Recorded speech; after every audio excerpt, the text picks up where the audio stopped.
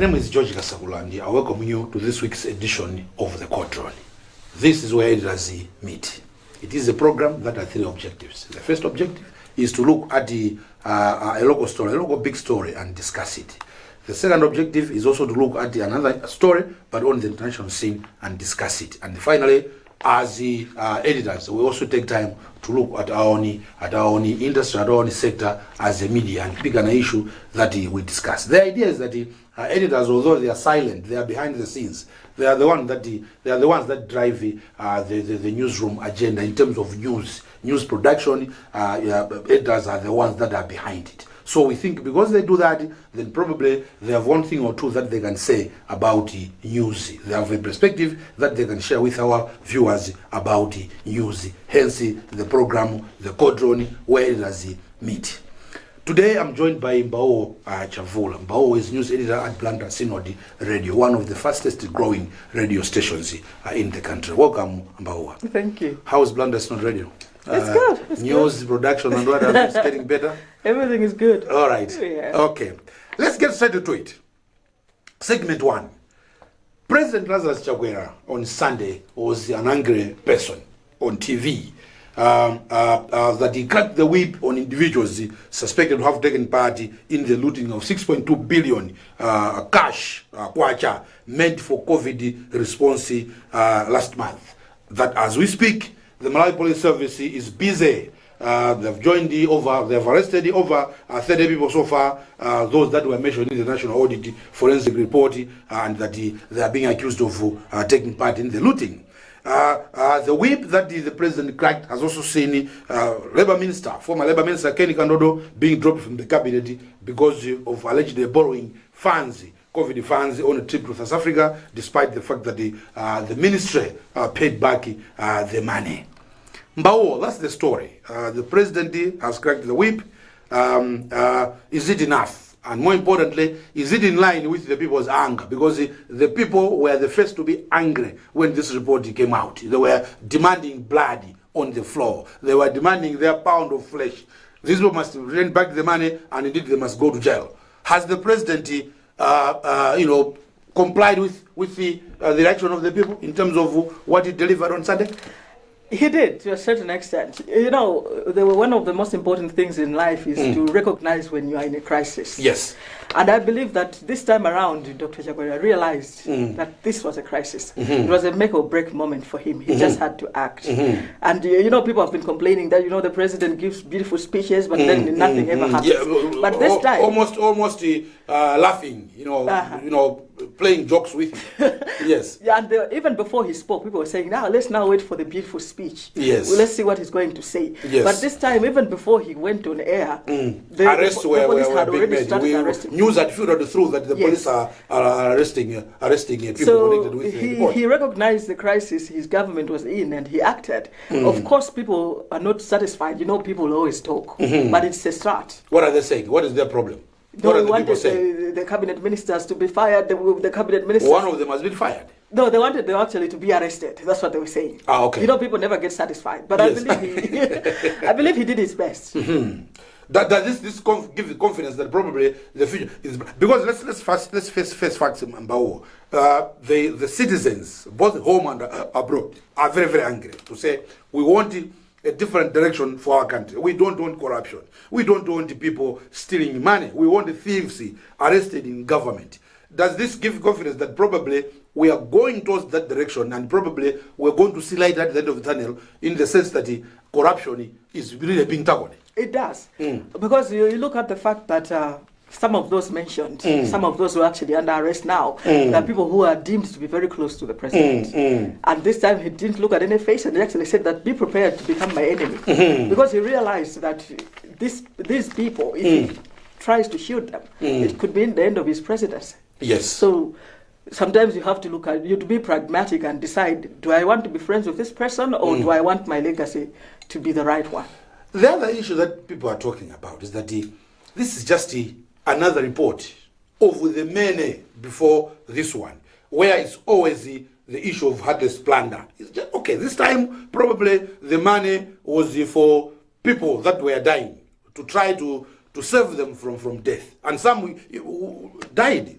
But that said, what is wrong with us Malawians? Are we born thieves? Are we born people that are crooked, that we see anything, whether it makes a difference in life and death for some people, we still want to get something for our own?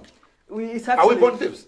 A moral crisis, and all of us, we should really think about it seriously. Yeah. I mean, people were actually dying. We know so many prominent people who died, and people were busy stealing so heartlessly. It really doesn't make any sense, especially looking at the fact that we had just changed governments where people were actually tired of such things, and then the people still continue doing it. What was the point? So is it probably because it's a moral issue? It is. Okay, it's obviously a legal issue, people stole money, whatever. But at the end of the day, when you see the theft, when you see that people did not even care, every day there's a report where they are telling us, today we had these deaths. These are ones that have been admitted. And they even give us the number of people that have passed on. Yet, here you have other people getting that report every day, but still they are preparing to steal the very same money that you can save, others. Is this failure probably by religion? Because the morality is also about religion, isn't it? No, it's got nothing to do with religion. So it's about your humanity. But it's a question of right or wrong. Right or wrong, but you could belong to a religion which doesn't espouse such morals. It's a question of you now having a conscience as a human being. But many religions in Mibawa, I think clearly stipulate this is right, this is wrong. The majority of religions where we go to, whether it's Christianity, Islam, and what, they say wrong or right. So my question is this the failure of religion to teach us the right morals of thinking about others? No, that's why I'm saying that we go to church because that's how we've been born. I was born in CCAP. I'm raised in CCAP. We don't even believe it. But you just go because it's a habit. Not necessarily that you actually really care what doctrines you are being taught in the church. Unfortunately, that's it. You go to church because you're supposed to be seen that you go to church. So there's no impact really. That's why we're stealing. Yeah, so even we don't think about others. Even those religious leaders now should think about it very seriously. Actually, that's why I'm driving to, because yes, it's a problem of Lazarus Chakwera as government trying to deal with it the legal way and being hard and cracking the whip, even cussing those who yes, even cussing them. But at the end of the day, I want to submit to you that this could also be a problem of religion. That the religions that we have in this country are not really having impact on us. We don't care about others. That's what I'm talking about. George, in these days of social media, we have so many men of God, so many scandals. Some people are a bit disillusioned. Say, I was following this person. Instead of following actually Christ or whichever religion you believe in, you're now following the person. And when that person falls, your beliefs also fall. I see. Yeah. Anyway, let's not divert. The issue is the 6.2 billion. And the loss is due to allowances, inflated costs, even bad procurement deals, misuse of things like fuel, people saying we want to go to a meeting, they don't go, but they still pay each other, allowances. At the end of the day, on paper, we have beautiful procurement laws in this country. They stipulate things. They say this is the way you're going to do it. You're going to have whether 3 quotations. Your people are going to compete. There will be bids and what have you, and then all sorts of things. There's even PPDA that looks after that. But still, here we are. People are stealing. Procurement laws are being broken. That is where now we should thank the government for actually ratifying the ATI. And the president even alluded to that. There are some people, some journalists in this country who really pushed for these things to come out in the open, and they used the ATI. And it worked. And the president actually said it, that, the citizens are the ones who are on my neck, and let them continue like that. Keep us on our toes until we actually do something. And I don't believe that this will just die away like it does, that you just get arrested and then you're on bail and the issue dies. I don't believe that. Somebody will actually get prosecuted this time and go to jail. So you're saying probably as citizens, we must push. We must push and push. How I mean, how do you rate the role of citizens here, both home and abroad? How they pushed? They did. They did quite a lot. And the the private citizens initiative that was fundraising, the way it was so transparent, and then the people give an example. Yeah, that was a very good example. Every penny was accounted for. If they were to take allowances, which was very minimal, I believe, they actually also told the people that we were going to such and we need to in eat. This area, at least these people need 40,000 fuel, something like that. Yes. And on the other hand, the government, which had billions, was trying to. Here we are. So these are the results now. Yeah. Now, when everything is said and done, why is it that those in civil service clearly the routing was by civil servants? Of course, probably in relation with the others, the suppliers and what have you. But I think the real cause, where we must pinpoint that is the civil servants that were doing this. Why are the civil servants, not all of them, some of them, why are they not getting the message that the citizen of today, the Malawian of today, 21st century, is not going to be to accept plunder, and that they are going to use all those, whether it's ADI that you were talking about, whether it's just by setting examples of how to manage public money, they are going to use it to catch them. Why are they not getting it? It's relatively new. I mean, Malawians have become activists only in the past 3 years. Previously, they would just complain and didn't, but nowadays they complain and they demand action.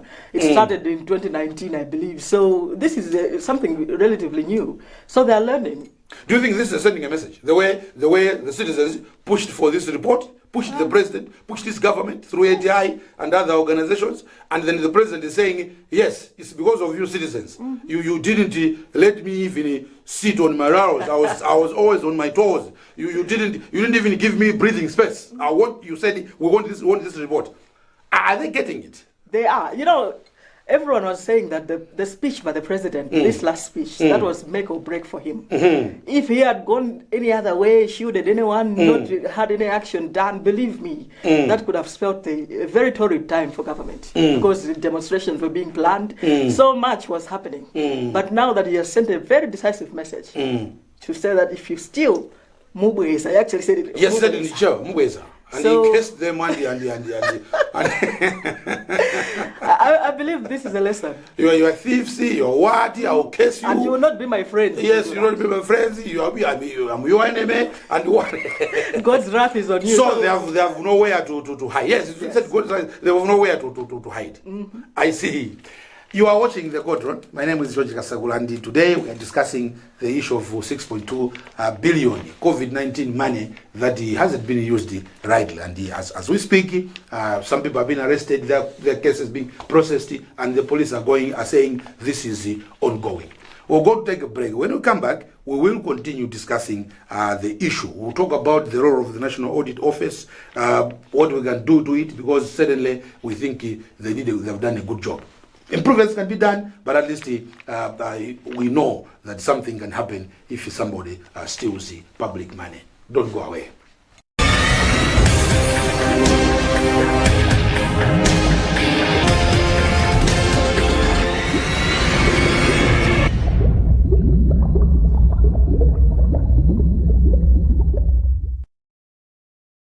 Welcome back. My name is Zodiak, and the program is the Cauldron on Times TV. I'm joined by Mibawa. Mibawa is the news editor at Blanda Synod Radio. And today we are discussing 6.2 billion, a shaker, a bomb that happened where National Audit Office released the report, and it showed that the people abused the money belonging to Malawians. While others were dying, and the citizens are even naming them to say so has gone. Yet your people were busy giving each other allowances. We are busy inflating, prices for services and goods that were not even delivered in some instances. So we are discussing that, and we are saying probably the president has risen to the occasion. It now remains with the institutions like the police, ACB, and the rest to push through this agenda so that the money that was abused is returned, so that those that stole the money are criminals and they must go to jail.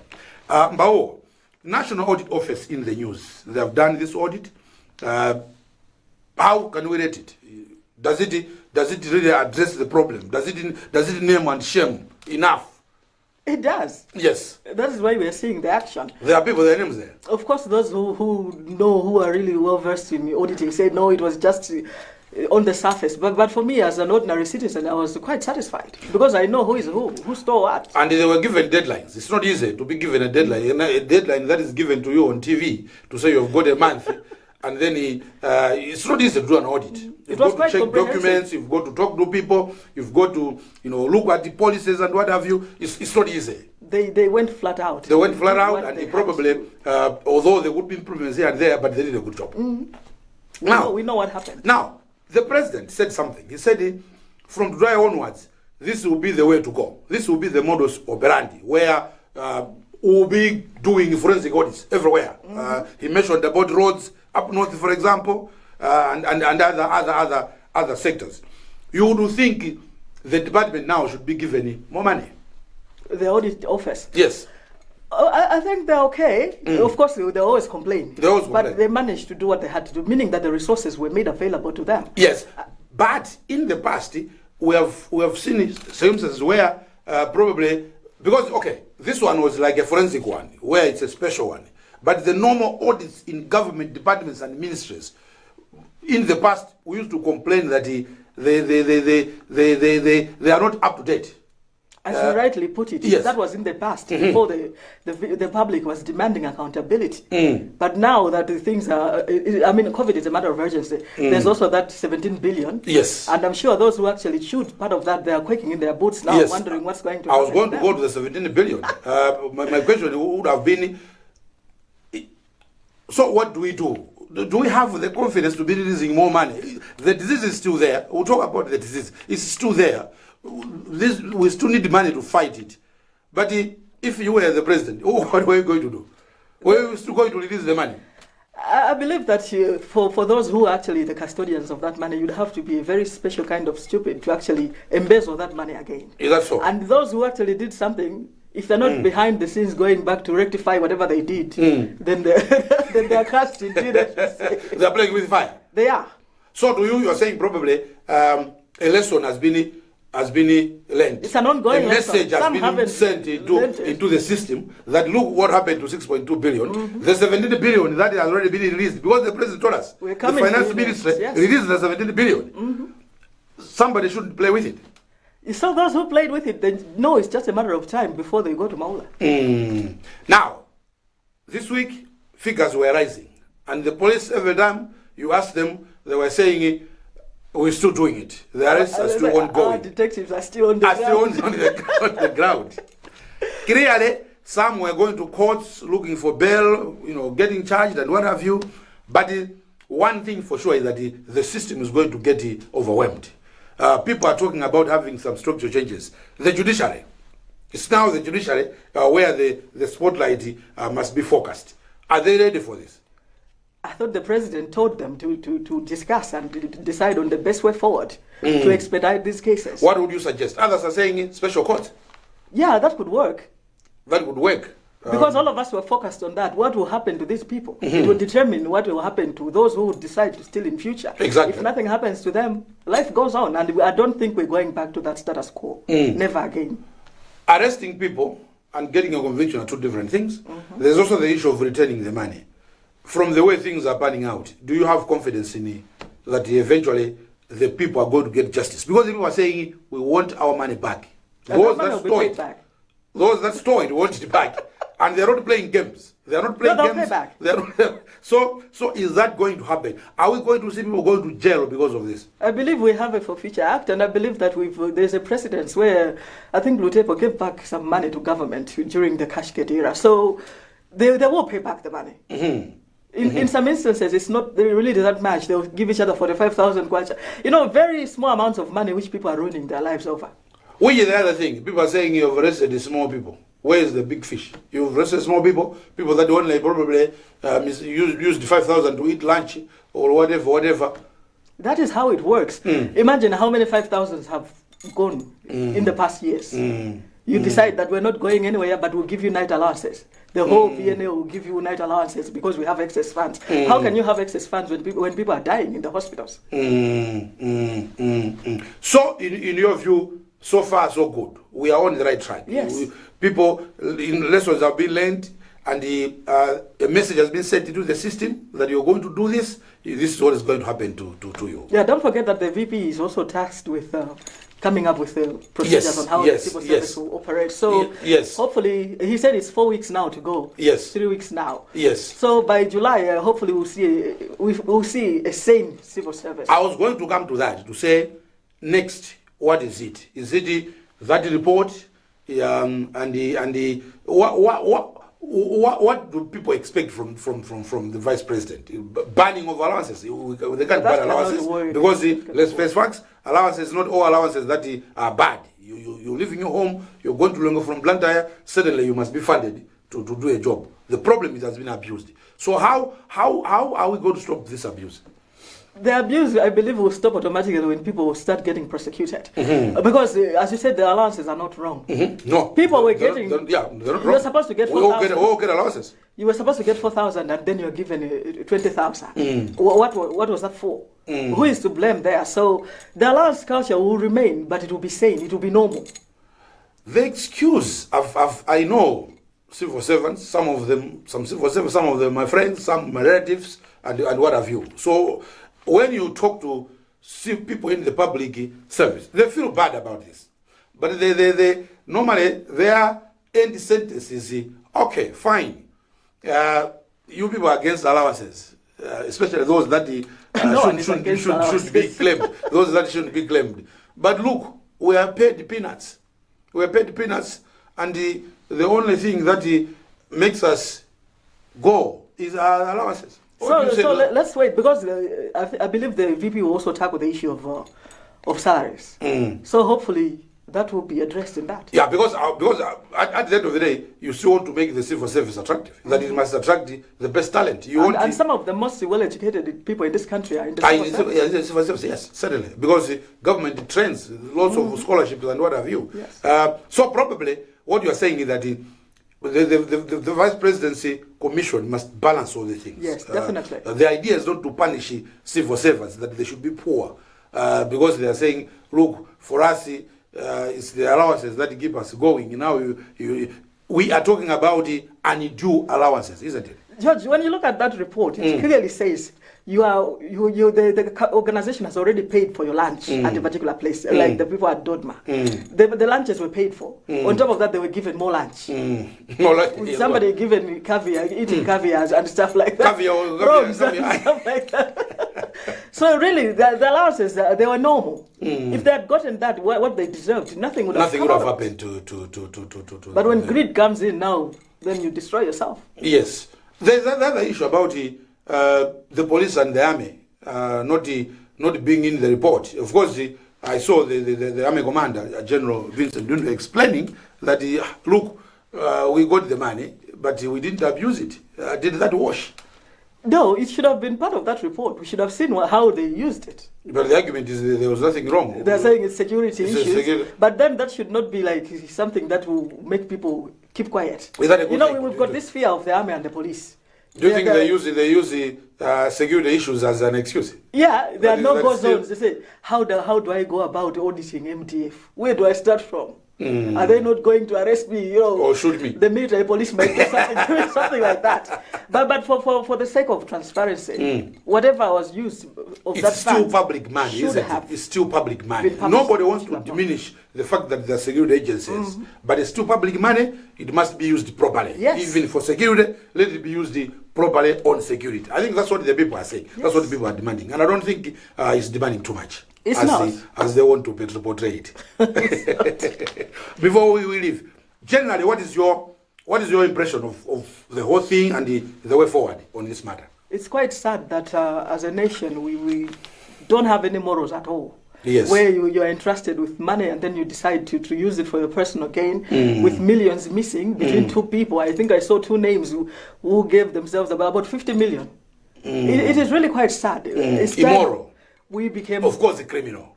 It's time we became patriotic. Yes. All right. Thank you very much. it's time we become more patriotic. That's the message of Mibawa. But clearly, the president is on the right track, and I think from what we're seeing, we'll go to see light at the end of the tunnel. And the only thing we can do here at Cauldron is to encourage the president, to encourage the police, to encourage everybody involved. The president can say things, can do things so much, but it's these other institutions that are empowered by the law to make sure that these things are implemented. The reality is that the Malawians are angry. They have had enough. They want their country to be like others, where there's no corruption, where public money is used for the intended purpose. People are saying we've been unable, for something years of independence, we've been unable to develop. People are still poor, failing to buy even salt or a bar of soap because their country is not developed, no opportunities for them. The other day, the president was talking about tobacco. Tobacco being a thing of the past, a crop that probably we must forget about. But all these things, to get the alternatives for people, it needs the efficient use of resources. And that's why they were saying enough is enough. We want this corrected. We'll take another break. When we come back, we'll move on to the second segment of the program, which is a look at the international story. And we're going to go to America, where we're going to look at their approach to COVID-19. Don't go away.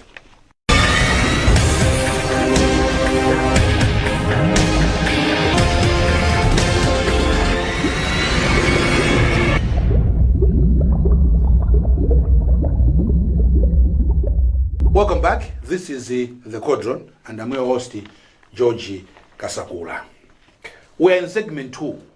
The U.S. State Department, Mibawa, has advised Americans this week to avoid 80% of the countries worldwide reasoning coronavirus pandemic, and that they shouldn't travel because it's a huge risk to travelers about their health.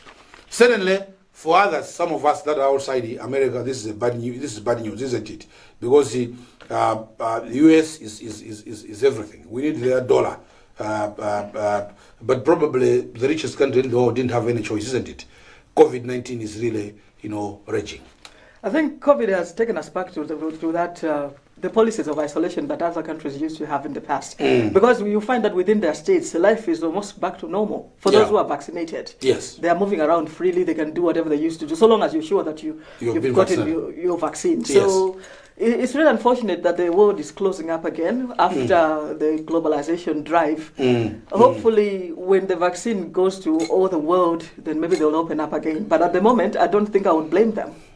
3 million worldwide dead because of COVID. Malawi, about 1,000, isn't it? More than half in America, in the US. So it's real. It's hitting hard, this disease. By now, there are no questions about it. Almost a year after the first case has passed. But it's been a year of bad news. It's been a year of bad news, but it's also a question of now countries becoming more insular, like I said. China, I think life is almost back to normal for those within. Yes. But for you to travel there again, it's a bit of a problem. Bad news. India is on lockdown as we speak right now. So these are big economies. And until they decide to open up, and yes. we just have to bear the effects. Yet, the World Health is saying we are approaching highest infection rates.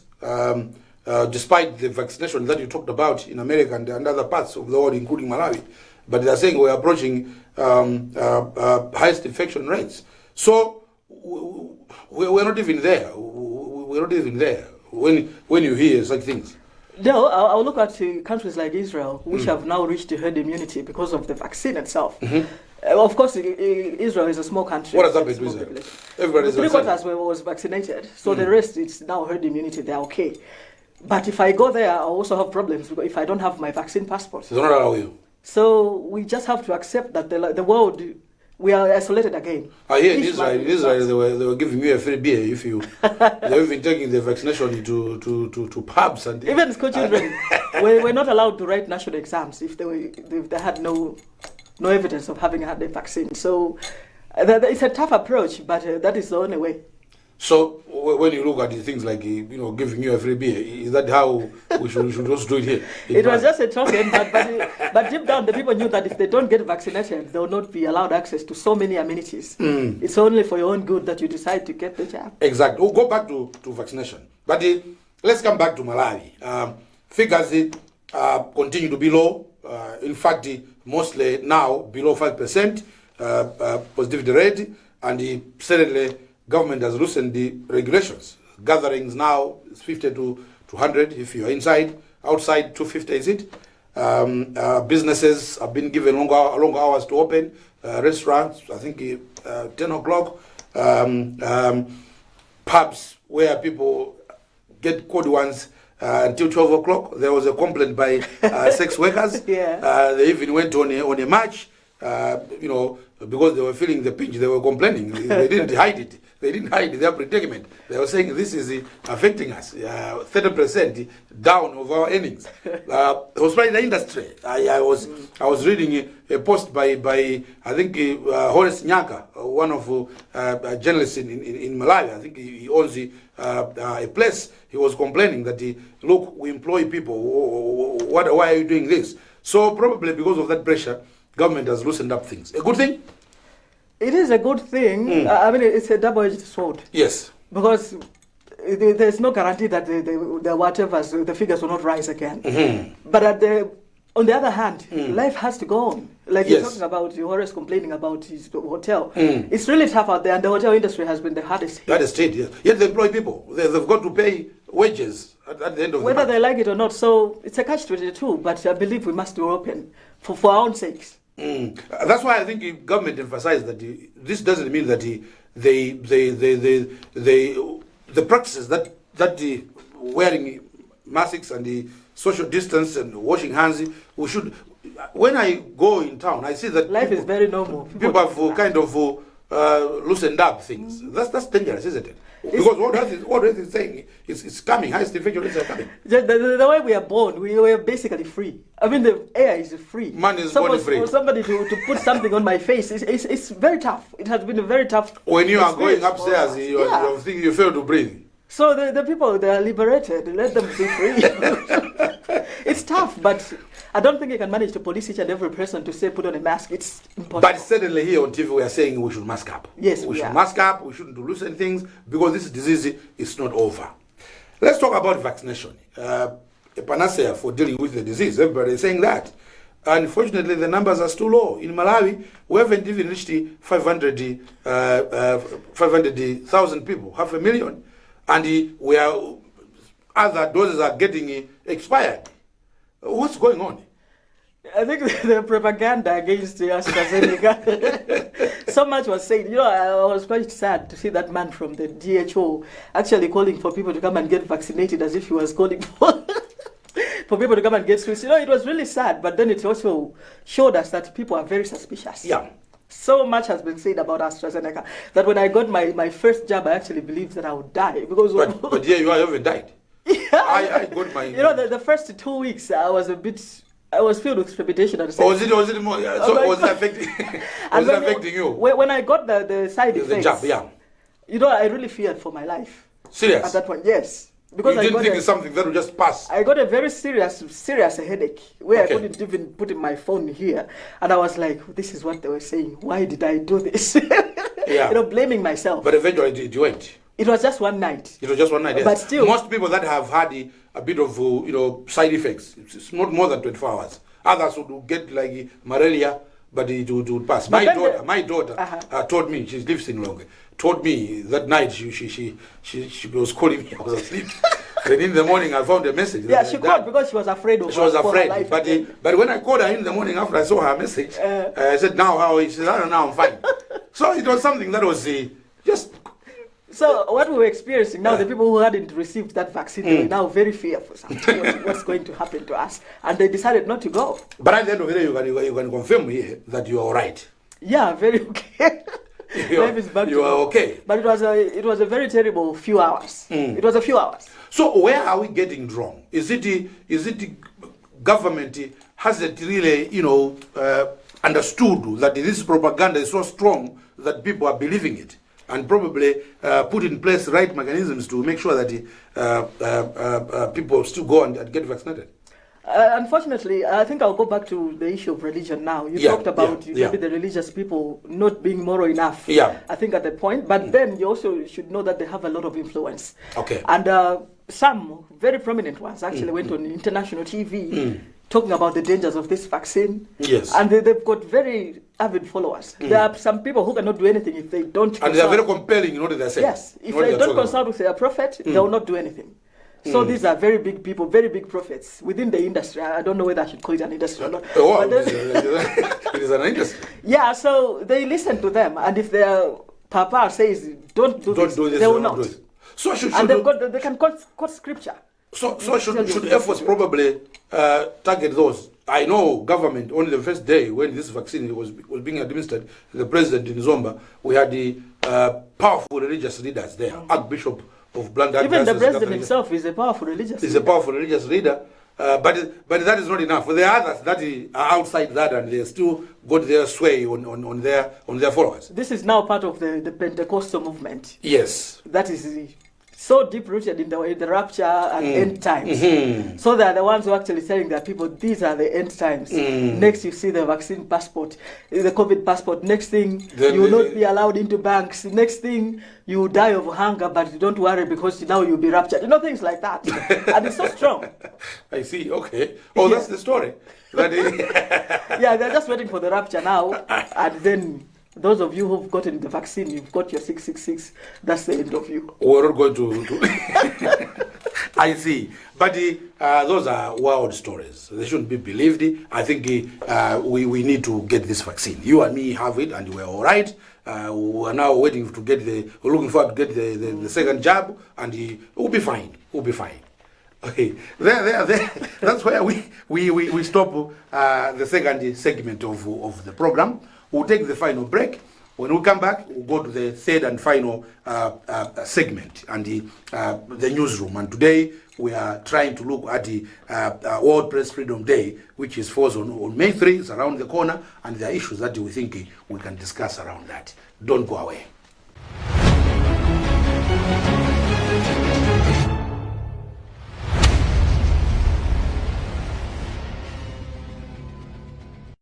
Welcome back. This is the Cauldron, and we're now in the newsroom segment.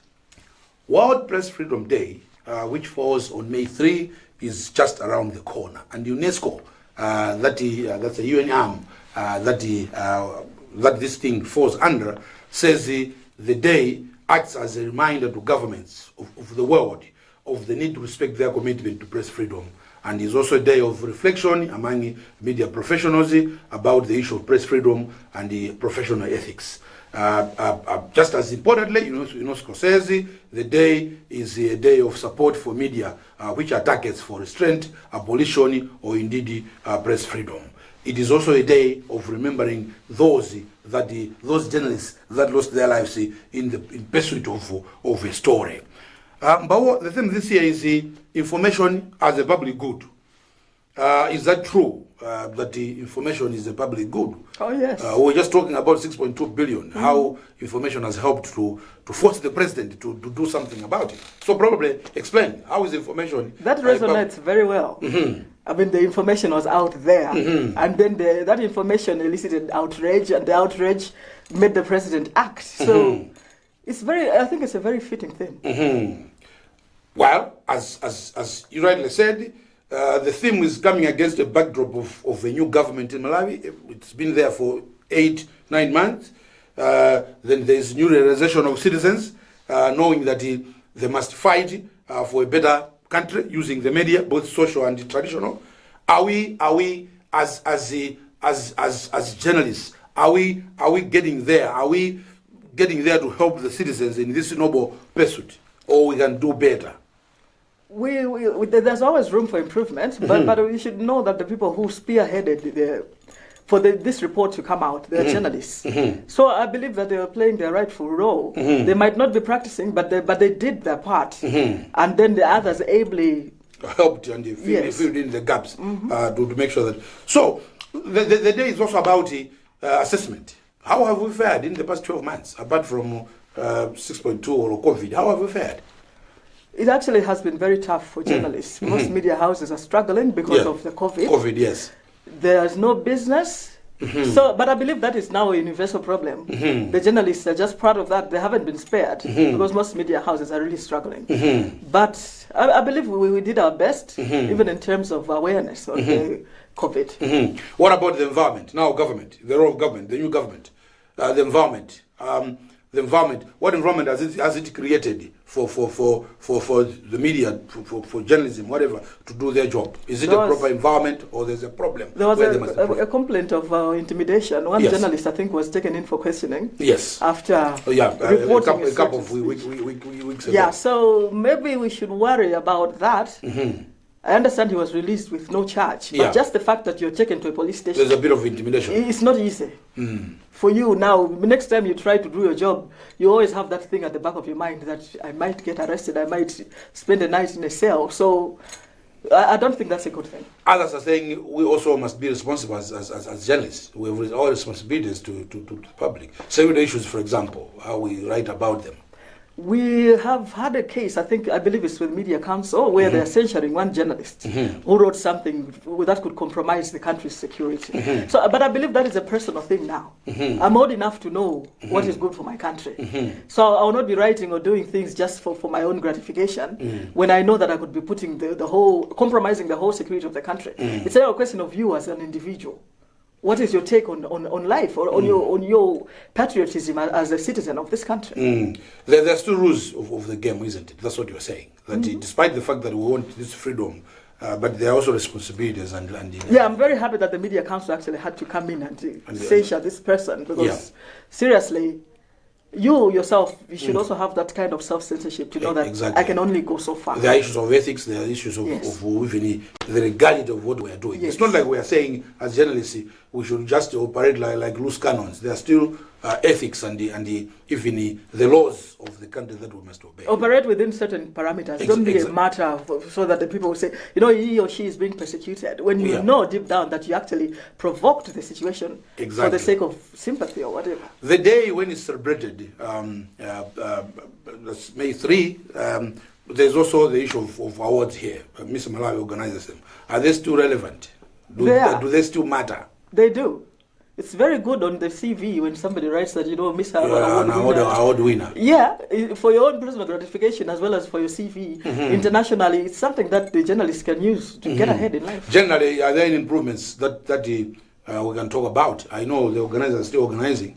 They'll be telling the journalists in Malawi how it's going to be celebrated, but it's a good time to advise them. What is it that they can improve?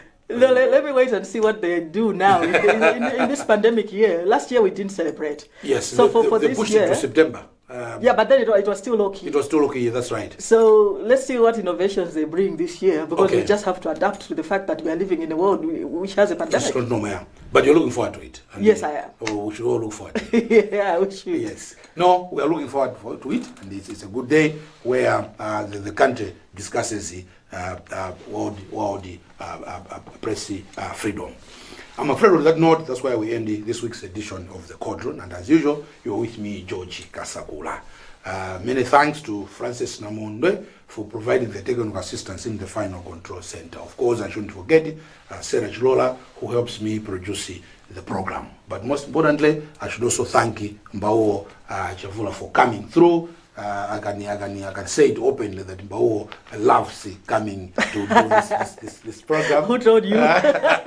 She told me herself, and yes, she's a regular, and I'm always excited to have her. So thanks, Mibawa. Okay. Yes, from everyone here, it's goodbye and have a lovely and safe day.